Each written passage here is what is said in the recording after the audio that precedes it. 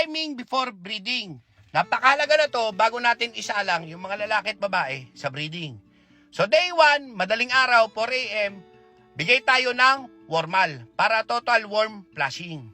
So yung mga inahin kasi kapag infested sila ng bulate, lalo na ng tapeworm, hindi mangingitlog yan. Kaya maganda yung wormal na ibigay, total worm flushing. Pagdating ng umaga, paligo tayo, triple X shampoo.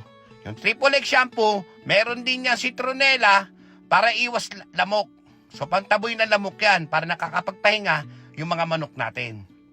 Kapag dating ng day 2 hanggang day 4, bacterial flushing tayo. Ang bigay natin, Premoxil 550. Ang bigay na yan, tuwing umaga, bago magpakain. Pagdating ng day 4, madaling araw o kaya gabi, magbaksina tayo ng lasota, saka ng Palpax.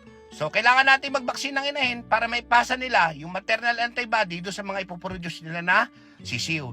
Lalo na doon sa mga tiyatamaan ng bulutong na maaga ng mga sisiw. Maganda yung pagbabaksin ng inahin.